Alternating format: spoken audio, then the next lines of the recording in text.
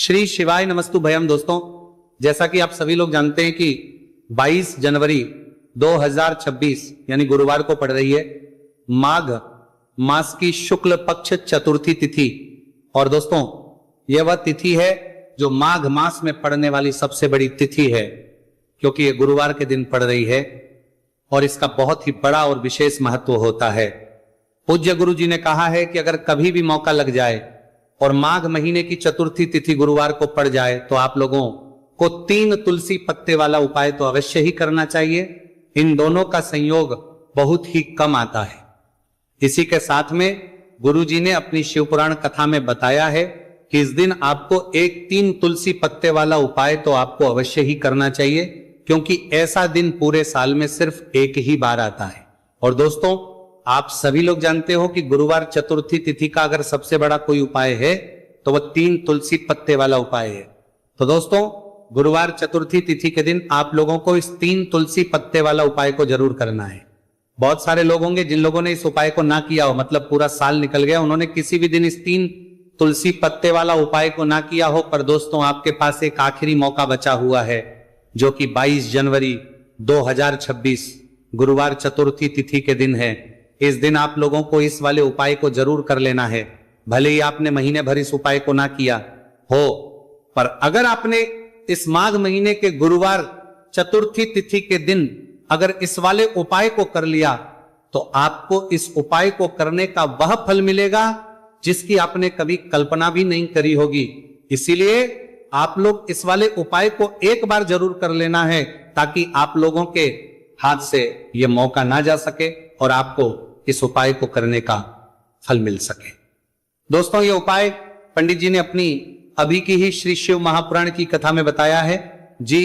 इस उपाय को आज हम आपको बहुत अच्छे से समझाने वाले हैं। इस वीडियो को देखने के बाद इस उपाय को समझने के लिए आपको कोई और वीडियो को देखने की जरूरत नहीं पड़ेगी। तो चलिए दोस्तों, उपाय को शुरू करते हैं। देखिए, यह इस माघ महीने के गुरुवार चतुर्थी तिथि के दिन यह इतना खास होता है, इतना महत्वपूर्ण होता है।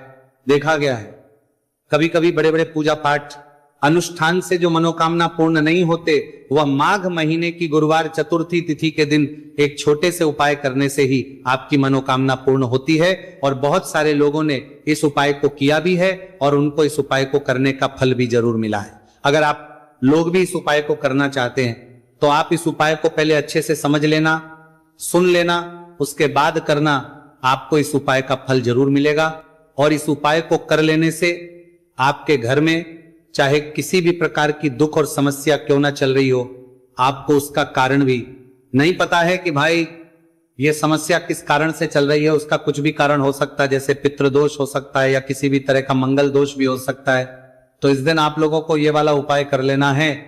ये एक ऐसा उपाय है जिस उपाय को अगर किसी विशेष दिन पर किया जाए तो भाई उस विशेष दिन का जो है वो तो हमें मिलता ही मिलता है, पर हमने उस दिन पर इस उपाय को किया है तो हमें उससे भी बड़ा फल मिलता है, और फल बहुत जल्दी मिलता है, क्योंकि आप इस उपाय को बहुत ही बड़े और विशेष दिन पर कर रहे हो। तो चलिए अब उपाय के बारे में बात करते हैं, लेकिन उससे पहले लोगों को यह जानना आवश्यक है कि आखिर यह उपाय किस समय करना है, किसको करना है और कैसे करना है। तो चलिए हम आगे आपको वीडियो में एक एक करके बता देते हैं। लेकिन उससे पहले अगर आप लोग हमारे चैनल पर पहली बार आए हैं या फिर मेरी आवाज आज पहली बार सुन रहे हैं तो हमारे चैनल को सब्सक्राइब जरूर कर लेना और इस वीडियो को लाइक करके कमेंट बॉक्स में श्री शिवाय नमस्तुभयम ओम नमः शिवाय जरूर टाइप कर देना।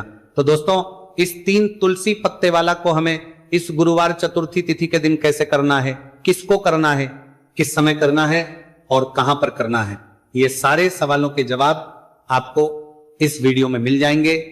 और जो ये वीडियो देखेगा भाई, उसको 3 तुलसी पत्ते वाला उपाय जरूर करना चाहिए, क्योंकि इस दिन एक तुलसी पत्ते का भी बहुत ही बड़ा और विशेष महत्व होता है। और जब बात आ जाए 3 तुलसी पत्ते वाला उपाय की, तो यह सोने पे सुहागा वाली बात हो जाती है और ये एक बहुत ही बड़ा हो जाता है इस गुरुवार चतुर्थी तिथि का। तो अब दोस्तों, इस 3 तुलसी पत्ते वाला उपाय को आखिर करना किसको है, सबसे पहले हम लोग वो बात जान लेते हैं। तो देखो, घर की जो बड़ी माताएं बहनें होती हैं, उन माताओं बहनों में से कोई भी एक बड़ी माता बहन इस वाले उपाय को कर सकती है। और दोस्तों, अगर आप चाहें तो अपने घर में से सभी सदस्यों को भी इस उपाय को करवा सकते हैं। अगर किसी व्यक्ति की खुद की कोई मनोकामना है, खुद की कोई दुख और परेशानी है कि वो अपने लिए ही करना चाहता है, इस वाले उपाय को तो वो खुद अपने लिए भी कर सकता है। बाकी अगर कोई घर में से ऐसा है जो कि अपने पूरे घर परिवार की सुख और शांति के लिए यह वाला उपाय करना चाहता है, तो भाई वो भी कर सकता है, उसमें भी कोई दिक्कत वाली बात नहीं है। कहने का मतलब यह है कि इस उपाय को हर एक सदस्य भी कर सकता है और पूरे घर परिवार के सदस्य के लिए घर की बड़ी माताओं बहनों में से कोई एक माता बहन भी कर सकती है। माताएं बहन अगर घर में उपस्थित ना हो या वही ये वाला उपाय ना कर पा रही हो, तो फिर घर का कोई बड़ा सदस्य भी इस 3 तुलसी पत्ते वाला उपाय को कर सकता है, चाहे फिर वो पुरुष ही क्यों ना हो, उसमें कोई भी दिक्कत वाली बात नहीं है। उसके बाद में दोस्तों जो अगला प्रश्न निकल कर आता है वही आता है इस उपाय को लेकर के, आखिर इस उपाय को हमें किस समय करना है, सुबह के समय करना है कि शाम के समय करना है। तो इस वाले उपाय को आप लोग सुबह के समय भी कर सकते हो और शाम के समय प्रदोष काल में भी कर सकते हो। अब अगर आप पूछो कि भाई सबसे उत्तम समय कौन सा रहेगा इस 3 तुलसी पत्ते वाला उपाय को करने का, तो हम आपसे बस यही कहेंगे कि इस उपाय को आप सुबह के समय करेंगे तो ज्यादा बेहतर होगा। बाकी अगर प्रदोष काल शाम के समय भी करेंगे तो भी अच्छा होगा, उसमें कोई भी दिक्कत वाली बात नहीं है। तो अब दोस्तों जो अगली सबसे बड़ी और पूर्ण बात आती है वो ये आती है कि सुबह अगर हम उपाय को करेंगे तो हमें कितने बजे से लेकर कितने बजे तक के बीच में करना है, और शाम के समय प्रदोष काल में करेंगे तो हमें कितने बजे से लेकर कितने बजे के बीच में करना है। तो देखो सुबह जितनी जल्दी हो सके आप उपाय को करने की कोशिश करना। बाकी अगर किसी कारणवश लेट भी हो जाओ, थोड़ी देर भी हो जाए, तो 10 या 11 बजे तक भी आप उपाय कर लेना, पर 12 बजे से ज्यादा देरी ना हो, ठीक है, बात का ध्यान रखना। उसके बाद में दोस्तों अगर शाम के समय प्रदोष काल की बात करें, प्रदोष काल का जो समय है होता है वो शाम के 6 बजे से शुरू हो जाता है। मतलब शाम के 6 बजे से लेकर 7 बजे के बीच का जो समय होता है ये समय प्रदोष काल का समय होता है। तो आप इस उपाय को 7 या 8 बजे के बीच में भी कर सकते हो। मतलब शाम के 6 बजे से रात 8 बजे के बीच में आप कभी भी इस वाले उपाय को कर सकते हो, उसमें कोई भी दिक्कत वाली बात नहीं है। तो चलिए दोस्तों जान लेते हैं सबसे पहले उपाय के बारे में, जो कि है तुलसी जी के पत्तों का बहुत ही चमत्कारिक उपाय। देखिए हम सभी के घरों में माता तुलसी का पौधा अवश्य ही होता है। तो देखिए हमें तुलसी जी के पौधे से सबसे पहले तो 3 पत्ते तोड़ने हैं। तो देखिए तुलसी जी के आपको 3 पत्ते तोड़ लेने हैं, और इन तुलसी जी के पत्तों को तोड़ने के बाद आपको एक छुटकी हल्दी भी अपने साथ में लेनी है। हल्दी के अंदर आपको जल मिलाकर के पेस्ट के रूप में तैयार करना है, और इसी के साथ में आपको एक दीपक भी लेना होगा। दीपक आपका भी ले सकते हैं, आटे का भी ले सकते हैं, और इस दीपक में आपको शुद्ध घी डाल करके इसमें आपको लंबी रुकी बाती का प्रयोग करना है। देखिए दोस्तों आपके पास है 3 तुलसी जी के पत्ते। तो पहला जो तुलसी जी का पत्ता है उस पर आपको सबसे पहले तो जो आपने हल्दी ली है उसकी एक बिंदी लगानी है। और पहला जो तुलसी जी का पत्ता है आपके घर में भगवान विष्णु का चाहे कोई सा भी स्वरूप हो, चाहे लड्डू को गोपाल जी का स्वरूप हो, या फिर भगवान कृष्णा की आपके मंदिर में प्रतिमा हो, या फिर भगवान श्री राम की प्रतिमाएं, उनके सामने आपको पहला तुलसी जी का पत्ता अर्पित करना है। अब देखिए दोस्तों आपके पास जो 2 तुलसी जी के पत्ते हैं और आपके पास जो एक दीपक है, इन्हें आपको लेकर के पहुंचना है अपने ही घर में तुलसी जी के पौधे के पास में। देखिए सबसे पहले तो आपके पास जो 2 तुलसी जी के पत्ते हैं उन पर भी आपको हल्दी की एक बिंदी लगानी है, और उन दोनों ही जी के पत्तों को आपको अपने घर में तुलसी जी के पौधे के वहां पर ही अर्पित कर देने हैं। और इस प्रकार से ये दोनों पत्ते भी तुलसी जी के पौधे के पास में अर्पित करने के बाद अंत में जो आपके पास एक लंबी बाती का दीपक है, इसे आपको तुलसी जी के पौधे के पास में ही प्रज्वलित कर देना है।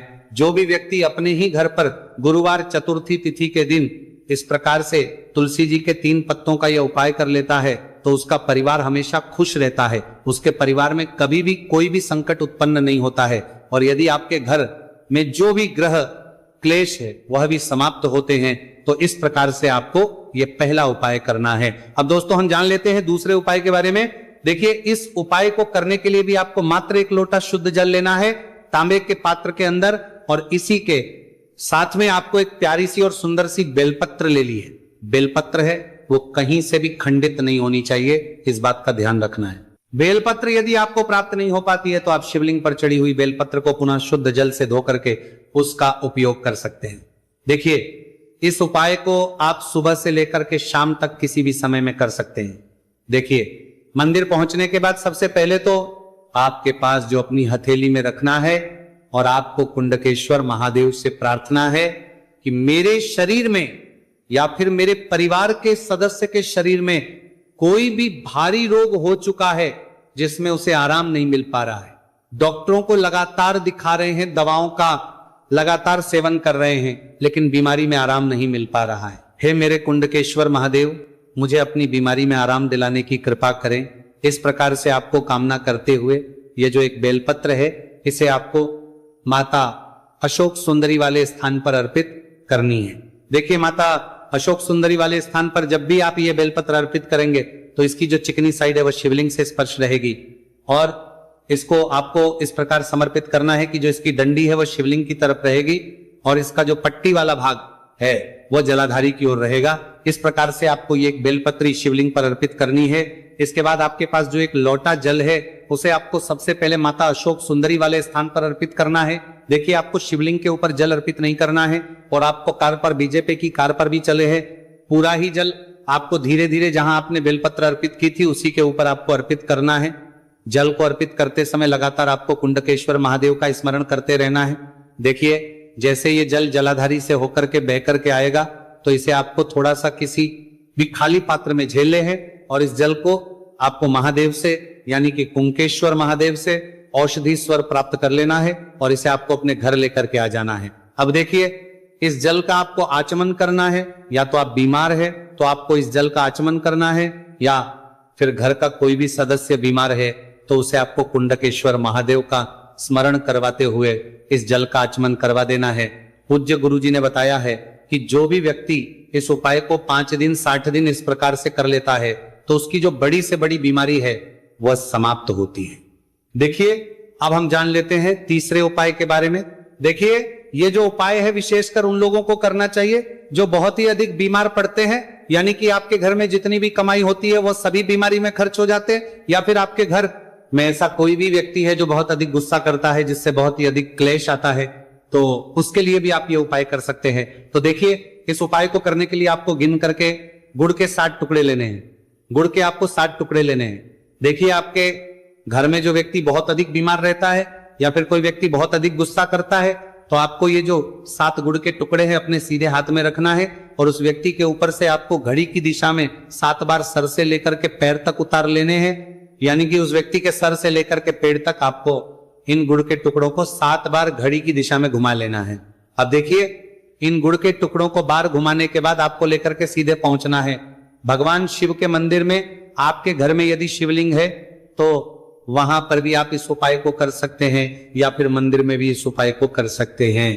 अब देखिए, आपके हाथ में जो 7 गुड़ के टुकड़े थे जिन्हें आप मंदिर लेकर के आए थे, उन्हें आपको शिवलिंग के ऊपर रखना नहीं है, केवल शिवलिंग के ऊपर आपको 7 बार घुमाना है।